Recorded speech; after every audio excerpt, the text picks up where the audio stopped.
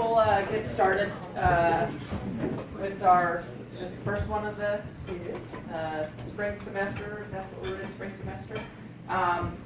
So it's my pleasure to introduce today's speaker, Elliott Barnhart.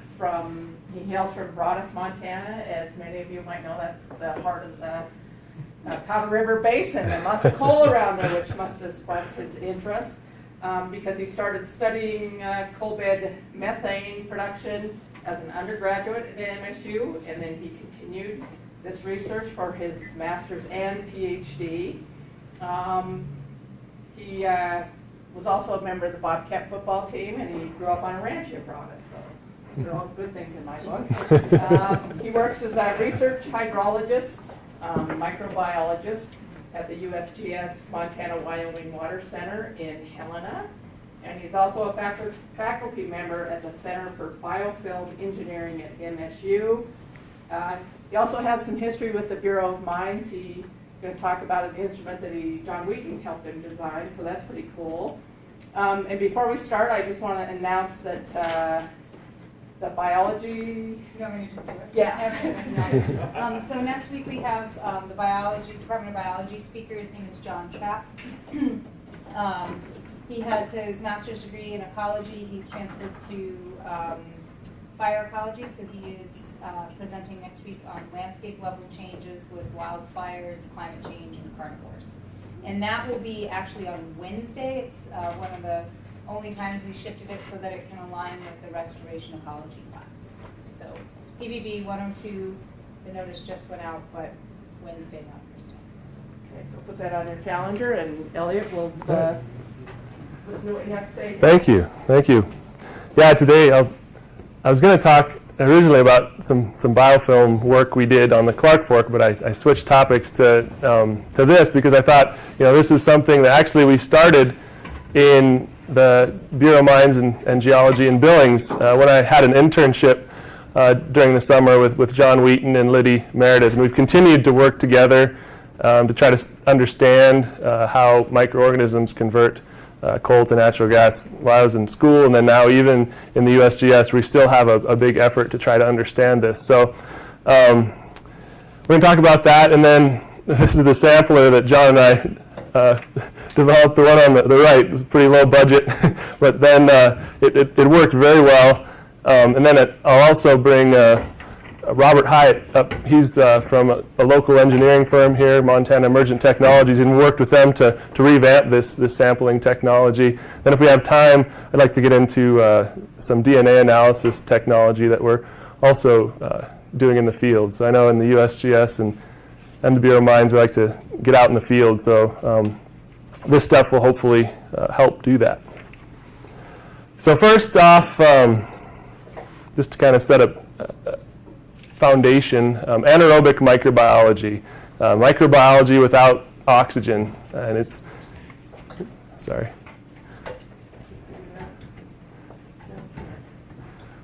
It's good. It's difficult to investigate on the surface because you have to basically work in a glove bag. Can take a multi-million-dollar lab to really, with gas lines and making anaerobic media, and it's a lot of work. So I did a lot of this during my college work, and I always tried to figure out ways that are easier to investigate these microbes. Subsurface microbiology is kind of a discipline of anaerobic microbiology. It's rather new, ever since I think it started in the 1970s. Before that, really below the root zone, there wasn't any research below the root zone. Now we know microorganisms exist, miles below the surface, and even below the oceans. There's huge ecosystems we know very little about, and a lot of it has to do with sampling. It's a very difficult environment to sample, as you all know. Cores are expensive, and then pumping water up to the surface, you just a lot of issues potentially with contamination. And then also in the subsurface, microorganisms are often, or we found they're often attached to particles, sediment, And so when you pump water up, you could be missing that fraction and only getting the microorganisms that kind of slough off of the sediments. So in the subsurface, they're often in the form of what we call biofilms. And just to kind of explain what a biofilm is, I found this is important because my wife, I work at the Center for Biofilm Engineering, and I thought she understood what a biofilm was, but I was sitting in the car once, and she explained to a friend that her husband goes around and films microbes. And that's not what a biofilm is. It's actually what microbes have kind of evolved to attach to surfaces, and they work together better that way. And also, like in an instance of coal bed methane, it can attach to the coal and have better access to it to degrade it. So sampling these biofilms is difficult. So when I was at my internship with the Bureau of Mines, after work some nights, John and I would sit around trying to figure out how we can sample these microbes. And so he kind of drew up a schematic that he thought would work. And I went over to the local recycling center and got some pieces and put it together. And we ended up with this basically prototype. We'd fill up with coal. We could drop it down a well. It would only open and close at the bottom of the well where the well was screened. And microbes could move in and attach to the coal. And then we'd bring it back up. And that's what we used to inoculate our media and study, what microbes actually, the active microbes that are attaching to the coal and forming biofilms. So understanding how to sample these microbes has been kind of got me inspired to further investigate other environments. And also, like I mentioned, we re-engineered this system to even conduct some experiments in the field. But it started, like I said, with the Bureau of Mines internship with John and Liddy. So like I mentioned, this sampler really helped us get a lot more microorganisms to investigate. So this on the right is a water sample, which is what a lot of researchers have used previously to investigate subsurface microorganisms. And as you can see, per mil, there's a lot fewer. The bright dots that represent microorganisms. And on the right, you can see a lot fewer in the water versus our what we call as a diffusive microbial sampler that we designed. And the microbes also appear to be attached to coal particles. So that's definitely what we're hoping to sample. So it appears to represent a better sample, or more microbes at least, than the water pumped. And then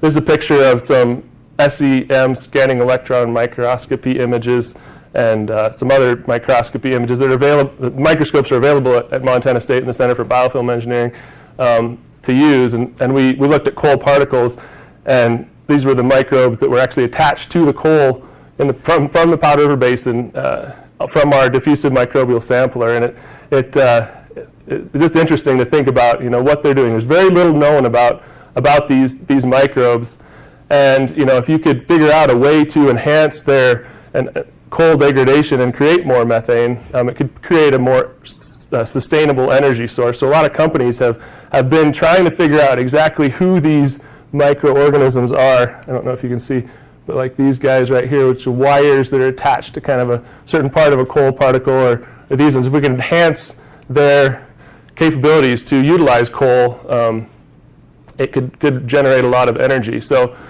that's kind of the reason we've been first investigating these microorganisms, but also because there's just so little known about them. So what we do know is, getting into the coal bed methane, microbial natural gas, you can also call that, as far as microbial consortium that convert hydrocarbons to natural gas. It's present in coal, black shale, and also petroleum reservoirs, and estimated to account at around 20% of our natural gas resource. So a significant amount of gas, whereas the other is thermogenic. But this resource could actually be enhanced, like I mentioned, if you could stimulate the production of natural gas. So we sampled these microorganisms to better understand the process, and the USGS has actually been involved in this research since 2006, which is about when I started working with the Bureau of Mines and at Montana State, then eventually made it to the USGS. But this is a picture and kind of a schematic of how the process works. The bacteria break down the coal. This is a bacteria we actually isolated from a coal bed down well. And they break down the coal to smaller substrates, and then eventually these totally different group of microorganisms, archaea, and the only ones that we know of that can produce methane, utilize these substrates to then produce methane. This is a picture of a certain type of microorganism. It uses acetate, which what we found based on laboratory experiments are really important. The archaea that can use acetate appear to make a lot more gas. So we still have a lot of questions. Like I said, this initial coal degradation especially is not well understood. We just kind of have a general idea that enzymatic hydrolysis breaks down the coal, but this is thought to also be the limiting step in the process. So like I mentioned, we've done some laboratory studies in the USGS and other places that have shown that those acetoclastic methanogens, the ones that use acetate, like I mentioned before, are important, at least in the lab, in enhanced methane production. So when you sample the microorganisms, bring them back to the lab, grow them up, and add coal and a stimulant of some type, they produce a lot of methane after it takes a while, about 60 days or 70 days. And during that time when they're producing a lot of methane, we detected the different types of microorganisms. So this is a group that uses hydrogen, of methanogens that use hydrogen to make methane. And they're more prevalent at the beginning when there's not a whole lot going on. But when the methane production is occurring, it appears that the acetoclastic methanogens are the ones that are active and making methane. And understanding the pathways, it kind of makes sense that they would be the ones that make a lot of methane. So these ones might be the ones you'd want to stimulate if you wanted to make a lot of natural gas, potentially in the field. But often, like I mentioned, after doing these laboratory studies, you're still left wondering, is that exactly how this happens in the field? Or is this when you bring anaerobic microbes to the lab and grow them up, is this exactly how things go in the field? But it still gives very good insight. But I'd like to do more in the field with these kind of studies. And so, just to give a brief overview of the Powder River Basin, because I'm sure you're all very well familiar with it, but in the Powder River Basin, there's significant recharge that occurs on the western margin, and then slower recharge that occurs into Wyoming groundwater. And in this, we dropped a sampler down one of the wells in this area of recharge because there's actually a different isotopic signature of methane gas in this area of the Powder River Basin that it indicates that acetoclastic methanogenesis could potentially be going on. So it could be an area where maybe recharge is stimulating natural gas. And if we can find out what is in this water that's stimulating the production of methane, you maybe apply it to the rest of the Powder River Basin or other coal basins and stimulate methane production in the field.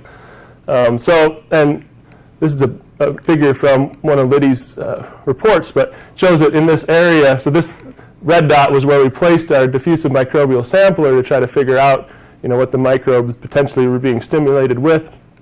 And as you can see, these dark, big red dots were active coal bed methane wells, and the darker, redder dots were produced for a longer time, the bigger ones, and then the darker red produce a lot of methane. So it appears that in this area it's also fairly more productive area where microbes have produced quite a bit of gas. But like I said, what components in this recharge water are stimulating the coal bed methane production? And so we dropped a diffusive microbial sampler down that well, and we found something really kind of interesting. We found a bunch of phototrophic organisms in that kind of biofilm community.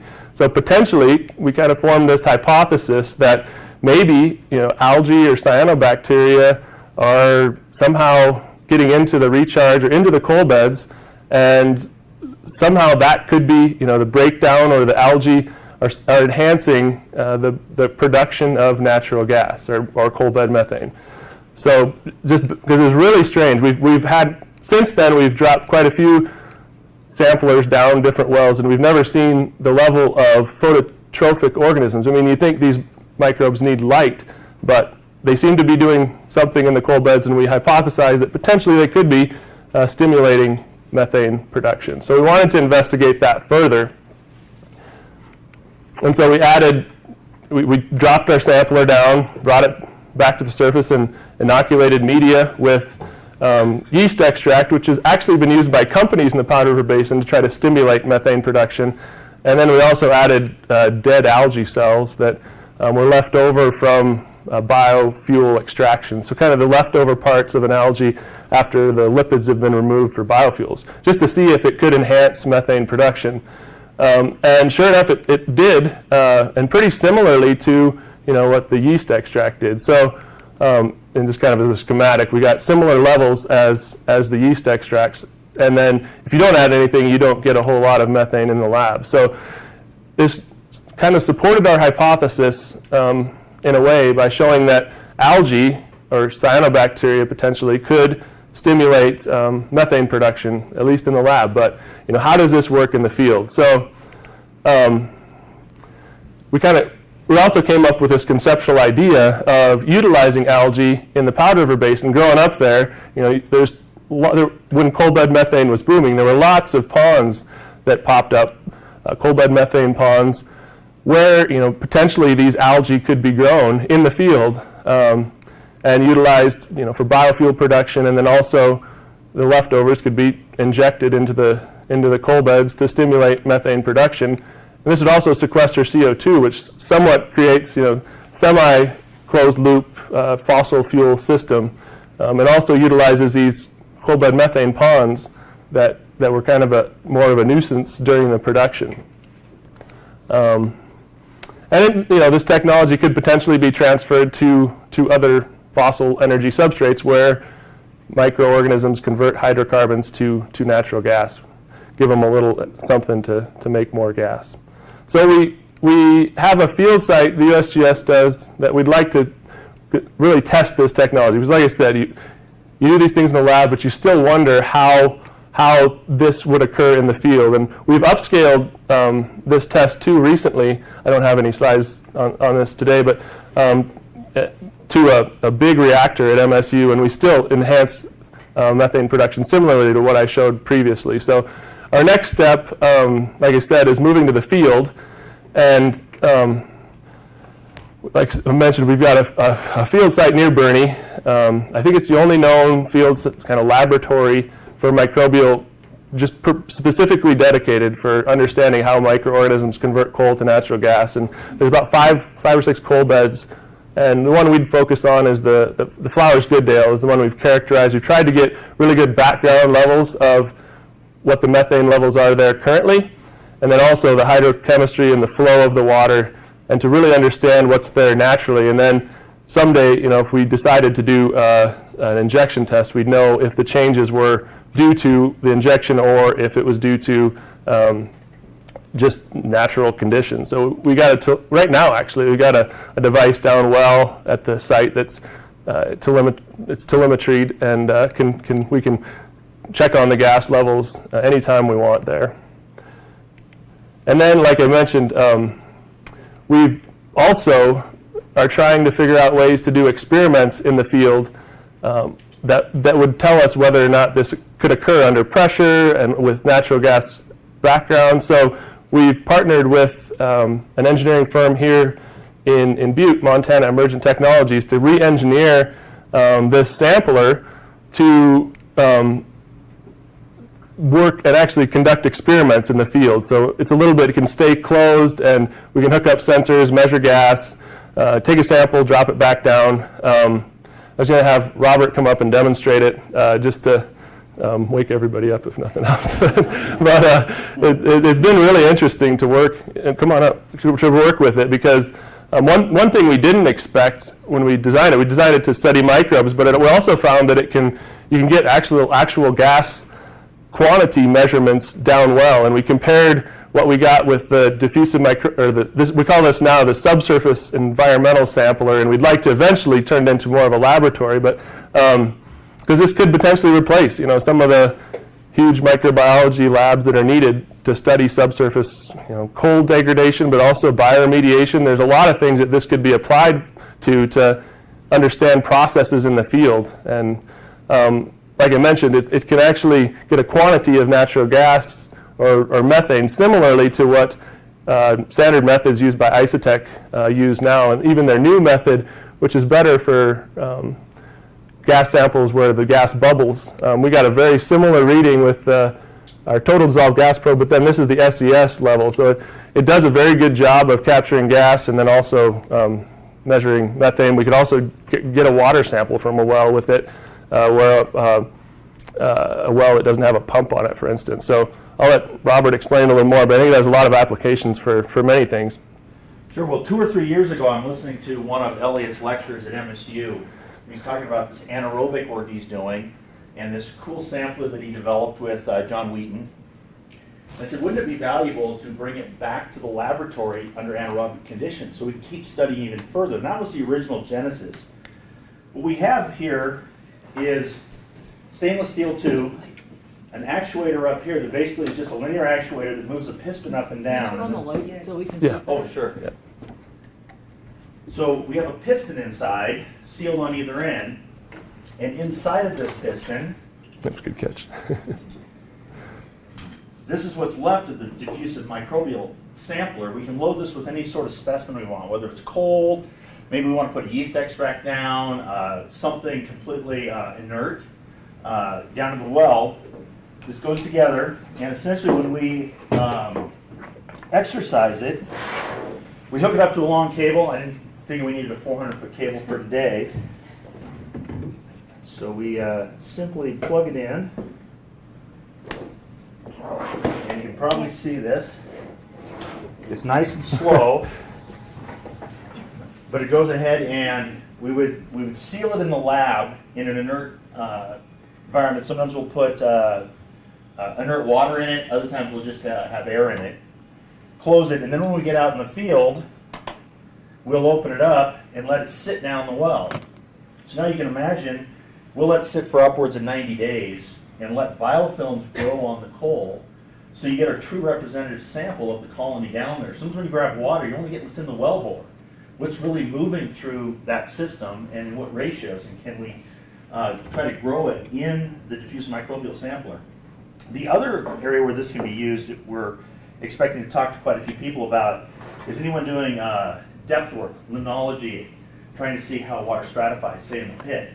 Put it down to 300 feet, you're going to get an exact sample that won't mix with anything as you put your sampler down and withdraw your sampler. Yeah, and I mean, the neat thing too is if you drop it down, you get your bugs growing in there, and then you can close it and bring it back up and inject something to stimulate methanogenesis or biodegradation of a contaminant or whatever you want to do, and then you could even just drop it back down the well, and at least it would be, you probably wouldn't open it up, but at least it'd be an in situ temperature, and then inside would be pressure, or you could bring it back to the lab and study it there. But recently we, for methane production, hooked it up in the lab to just taking a pressure reading, and we'd calculate gas concentrations based off of that.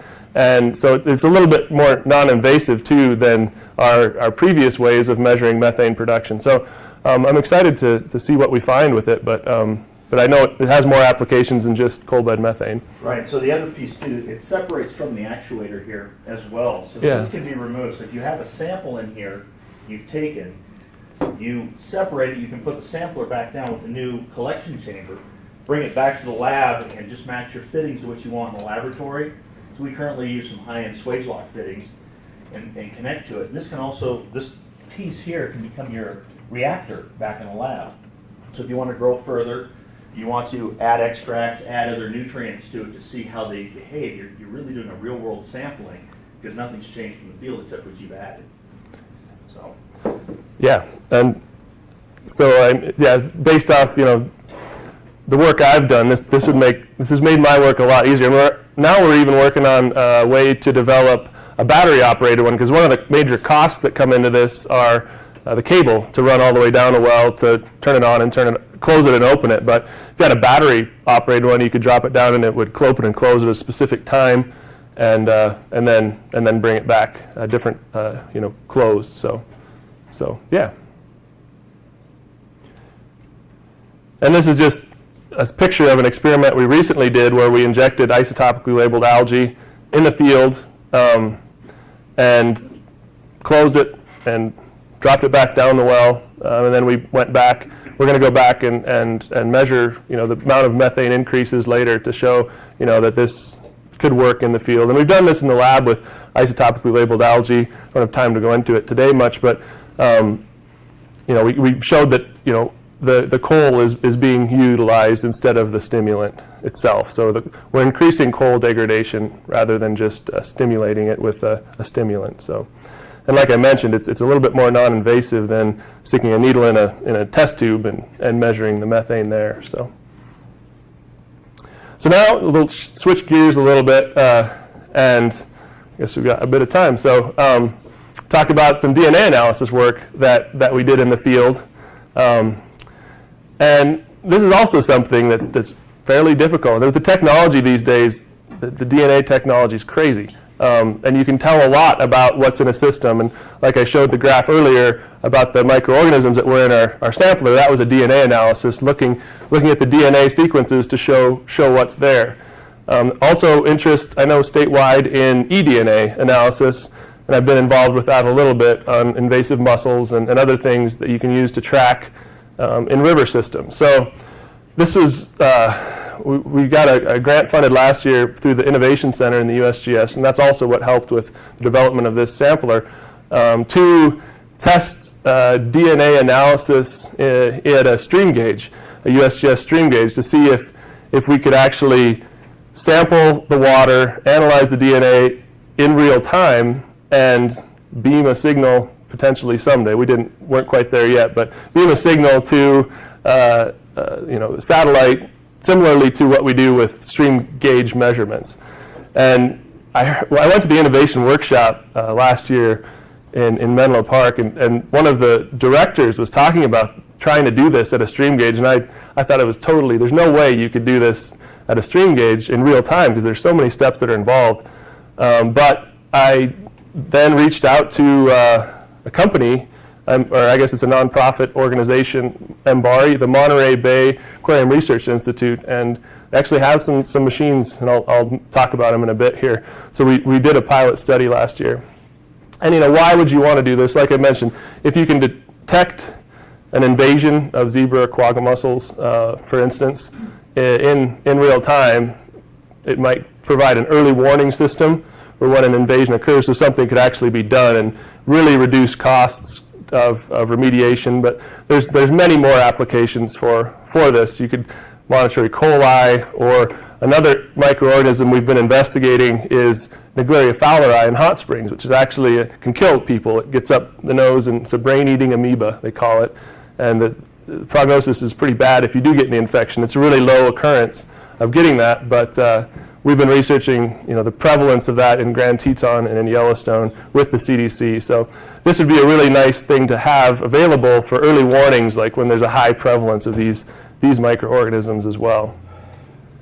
But like I mentioned, it's a very complicated process of, the USGS has published standardized protocols for, collecting samples for DNA. What usually happens then is you collect your sample, place it on dry ice, bring it back to the laboratory where you can do DNA extractions. So extracting the DNA out of the microorganisms is another pretty complicated step. And then, doing analysis of the DNA to show what's there. So a PCR, polymerase chain reaction, or sequencing, is commonly used to show what microorganisms are present. But usually the second two steps occur in a sterile laboratory. And that's pretty much all I'd ever done up to last year. And like I mentioned, we'd like to, this is kind of a USGS goal higher up is to try to do this at a stream gauge, where we could kind of beam the signal back that there's a quagga mussel or a pathogenic organism. And since we have stream gaugers that go to these gauges often, it'd be something that they could check pretty regularly. So like I mentioned, I had no idea this technology was available. until I reached out to the Monterey Bay Research Aquarium, and they actually have what they call a lab in a can. And they've used it for almost 20 years now in the oceans, where they've placed these labs in the ocean, take samples, it does all the analysis, extraction, and it can do basic analysis, quantitative polymerase chain reaction, PCR, and then also some assays. And it was first developed, I think, for harmful algal blooms, so it's perfect for that. But it can also be used for other things like microbial source tracking. There's a lot that it can be used for, and it can provide near real-time analysis. NOAA has used it. I think it's one of the few studies that hasn't been in the ocean. NOAA is using it in the Great Lakes for HABs analysis, but it really hadn't been used on a river system prior to our test. And the big question we had with the MBARI folks was if we could filter enough water to even get amplification of DNA. Because once you do that, then you can expand your analysis to many different things if the filtering works. And that, it's not trivial to bring water to this thing or set it in an area, set it in a stream gauge where it can work. So we did a pilot test. This is just a little different picture of the second generation environmental sample processor is what they call it. And these are some of just pictures of the assays that it can do internally. It's a pretty amazing instrument. And like I mentioned, NOAA has near real-time HAB analysis, harmful algal blooms, that they can forecast. This is actually in the ocean, but they've started working with that with MBARI, so it can provide real-time analysis that can be forecasted to provide a warning of what's in the water. And then they're also developing a third generation environmental sample processor, and this actually has been placed on underwater autonomous vehicles and sent out to swim around, take geochemistry readings, and then also extract DNA and do analyses. So we also tested this at a stream gauge to see if it could function. And we were working in Yellowstone to test Naegleria fowleri, which is a brain-eating amoeba, but also what we did find, so this is us actually out there, and this is the Monterey Bay Aquarium folks with their third generation sampler, sampling water. One thing we did find, these are publications showing that Naegleria has been detected there previously, so it's not like we were weren't going to, we were hoping to detect it again. But we also found that once you have the DNA extracted, you can analyze for Legionella, totobacteria, potentially fish migrating. We also were interested in the New Zealand mud snail, if it was there, and then proliferative kidney disease, PKD, which we analyzed for at a further up stream gauge near Livingston.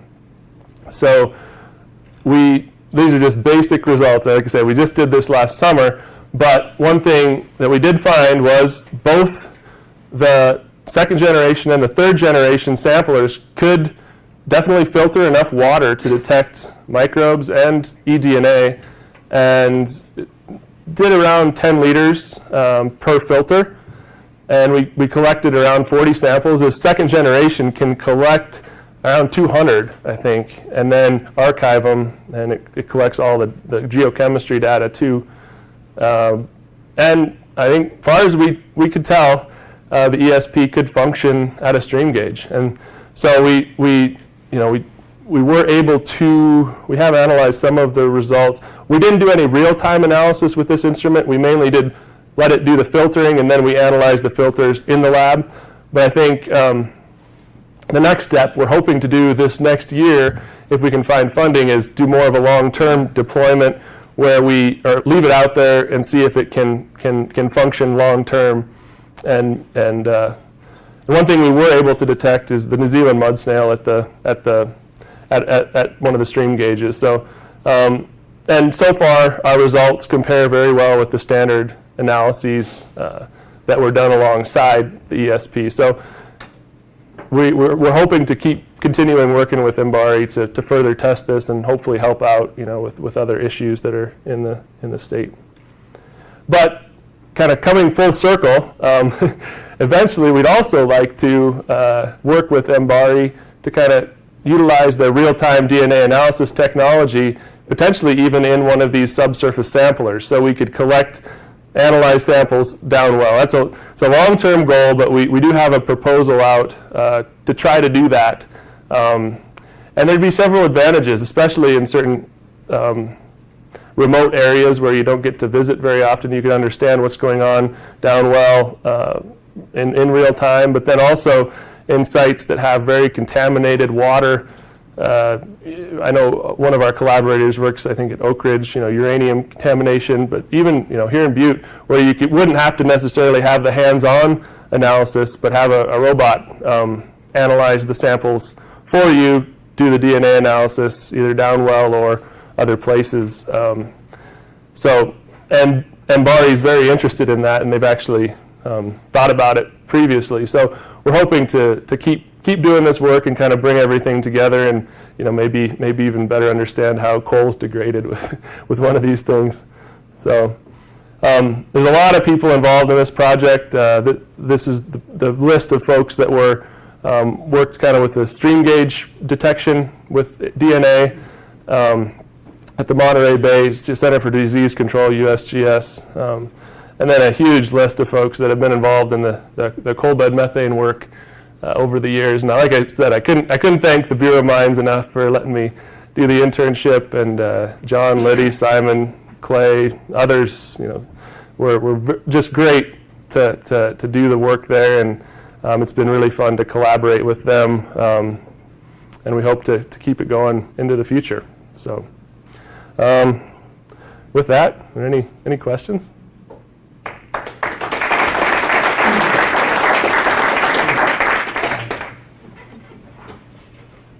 Yeah. Safe to soak in the boiling river? They have warning signs up. So yeah, and based on the detection in 2003, they detected it then. We're still analyzing the samples, so we don't have a firm analysis of what's there, but they did detect it in 2003. And then I think, I loved going to Boiling River in college, and now that I'm researching the hot springs in Grand Teton and in the Yellowstone, it kind of takes the fun out of it. But yeah, they do have warning signs posted, and the main thing, you don't want to dip your head under, or if you can, that would be the way you could get an infection. Otherwise, it's very slim chance of getting an infection, but even less chance if you keep your head above water. So we're still analyzing. We got a National Park Service USGS fellowship funded to further understand the Naegleria fowleri issue at Boiling River, and then also in Grand Teton, and then in Lake Mead too. So we're going to be researching that quite a bit in the next coming years, along with the Teton Conservation District too. So we're uncovering some interesting things, but and I think Grand Teton sent out a press release or something last year when we detected it in several hot springs there that hadn't been detected previously. And I think a lot of that has to do with the better technology now. We have a little bit easier time of doing it. So another technology that we've been kind of testing with that is there's a new method called LAMP, and it's loop-mediated isothermal amplification. And they're just these little you can get a field-ready system that you can take out to the field and analyze a sample yourself within an hour or so. So that's looking pretty promising for detecting the pathogen. Maybe not quite at the low levels of what the CDC traditionally uses with qPCR, but it could be a good screening method. So that's one thing we're hoping to do. But hopefully we can tell you more in a year or so. But definitely read the warning signs anyway. And I never did when I went soaking there, but I should have. So. Yeah. Is the DNA just floating in the water, or how does that work? Because you had a slide up where you can look at fish and mussels, and so I'm just curious. No, that's a really good question, and there's been a lot of studies on how long DNA lasts in an environment. And one of the reasons we're so careful when we sample and putting it on dry ice is because it does tend to degrade over time. And so from what I've heard from the folks that do a lot of eDNA analysis is in the water itself, free DNA doesn't usually last as long, but in the sediments it can last quite a bit longer from what I've heard. But I think there's still research that needs to be done on that. It's pretty new field, but that is a concern. And that's one of the reasons why for this initial test we wanted to look at, instead of just eDNA, we wanted to look at microorganisms that you could actually grow up and show that they're there. You know, for like the Naegleria fowleri, the CDC grows them up, and so do folks at MSU. They help us with that. So that's one of the nice things about microbiology and microorganisms is that you can grow them up and see them, whereas the eDNA is DNA left over from, so it is floating. So the eDNA is free DNA, or it's from feces or other things, or cells that are floating around in the system. But usually there's still some work to show exactly how long it can last, but not free DNA itself, not very long, I don't think. So. What sort of, how long is not very long? Like seconds, years, millennia? I'd say days have been shown that it can, but hours after hours of leaving it in the environment, other microbes and other things, that's stuff that they like to eat and utilize too. So it just depends on the environment, temperature, a lot of different things. But if free DNA, if it's in a ice or something, it can last a very long time. But Very long, like years, or? yeah, definitely. Yep. Yeah, for sure. Yep. Yeah. So what other kinds of DNA do you take out? How do you sort through it? No, it's complicated and takes some pretty high level computing. So one way you can sort through it is to have specific probes for that organism, and then you'll get amplification if that organism's there. Other ways, they found ways to high level computing, high throughput sequencing they call it, and even metagenomics now, where you amplify all sorts of DNA, either all the microorganisms or all the higher organisms that have this specific sequence, and you amplify it, and then you compare it to a database of this specific organism. And so that's kind of the way that you show kind of a whole community is there. And it was interesting, one of the samples we took at Grand Teton, we looked at all the higher organisms, and it happened to be a hot spring where people dump their fish when they're done with them. So we out in the soaking, or taking samples, not soaking, and the Tetons are behind you, and you look down, there's these tropical fish swimming around. It's the weirdest thing. And so the guy who analyzed our samples said, "This has to be wrong. There's tropical fish here." And sure enough, it picked up the tropical fish. So I'm always skeptical, but when I saw that, I was like, "Wow, that's pretty neat." And you can see, and one thing that they were going to do is a rhodamine treatment, where you kill the fish. And so one way you could kind of application would be to see how the fish change or the decreases or whatever. So there's a lot of potential application, but the technology is just changing every day. So the databases are getting bigger. Now you can extract all the genes. It's called metagenomics. It's even higher computing, but I think the technology is there. It's the databases that are kind of catching up now. But they're going to get better and better, and so there'll be a lot of discoveries, on that end. So, yeah. Yeah. My question was going to be related to that, because I picked up on you saying quantitative PCR at one point, and if you're looking for a specific organism, that's fine. But I'm glad to hear that they're thinking more along the lines of next generation. Yeah. So you don't have to be biased about what you're looking for. No. Yeah. Exactly. And I think, it's. So are the new MRE, like maybe version 4, going to have next generation sequencing instead of PCR? Possibly. The computing, I think one thing, the computing would be difficult, I think, for that in real time, especially. But with like cloud computing that Amazon has and things, it's possible. And with the new, I don't know if you worked with the new MinION sequencers that MinION. Yeah, those are the sequencing is getting a lot cheaper, and now they have some sequencer that basically is a flash drive. You put a water sample in it, among other steps, and you plug it in your computer. And I remember when that came out a few years ago, and again, I laughed. I was like, there's no way this could ever work. And now I've talked to colleagues who say, you know, for certain instances, it does a pretty good job. So I think, I haven't used that one, but I think that when that technology catches up and, you know, being in the California area, Silicon Valley, they'll be on the front end. And I'm sure they're thinking of that for sure. But for now, their assay and their qPCR instrumentation is they're still kind of catching up with that right now, even because that nobody that I know of in the world has even attempted. Well, they may have attempted it, but I think MBARI is about the only group that's doing it that I know of.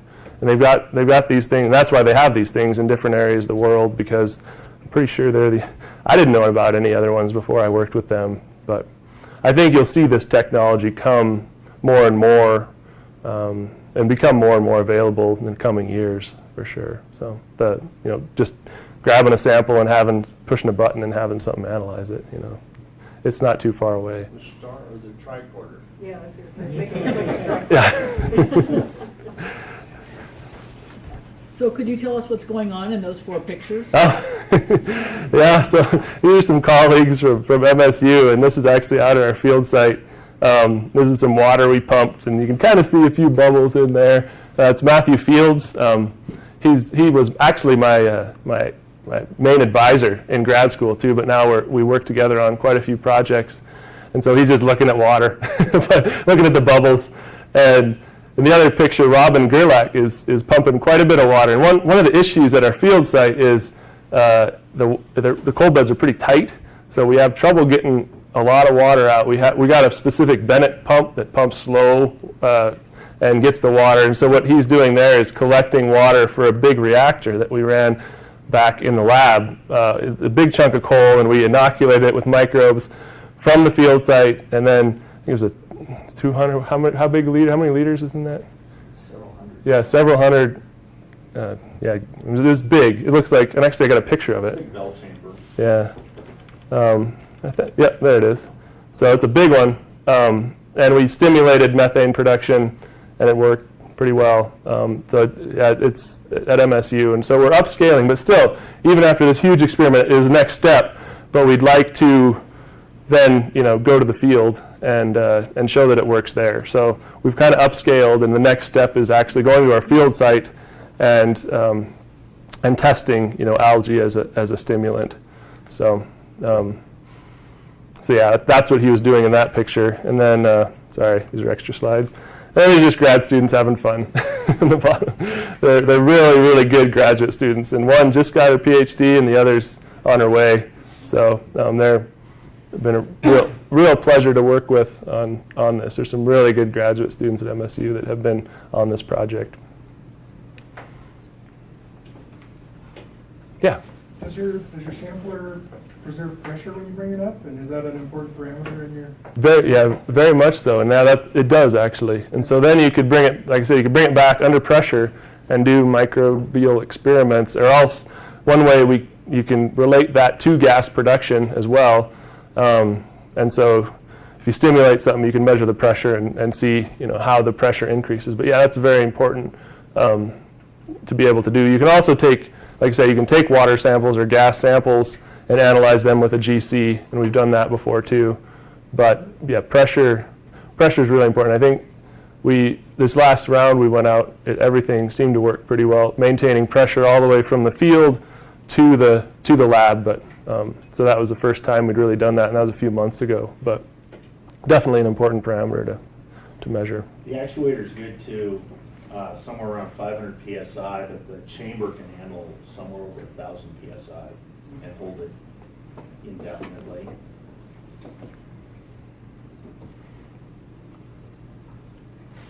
Yeah. Any intention to instrument this little module and take readings downhole on a cable? Well, it's interesting you mentioned that. I have an MBRCT grant from the state of Montana, and we're integrating a DO sensor that'll take real-time data with it.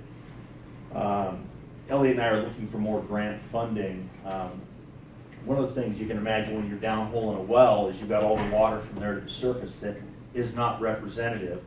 So we'd like to go down, and actually, one of the next things is have a packer on it that inflates, seals off your zone, so you can be working just in that zone with your pristine environment. We even talked about possibly getting a pump into it that would just take out microliters an hour sort of thing, so you're actually pulling stuff out of the formation through the sampler.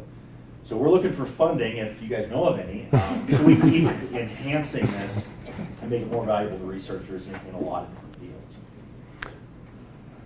I know, like the Coal Bed Methane Protection Act Committee, we're interested in, just having a background level of methane levels in drinking water wells, around where development's taking place. And I can see this potentially helping with that if, as a cheap way to get a proxy for the levels of gas, in a pretty big area. Because Isotech, for instance, just sending a sample to them, it's pretty expensive. Whereas this, you could take a lot of samples, potentially relatively cheaply, for a big area, which might be helpful to landowners.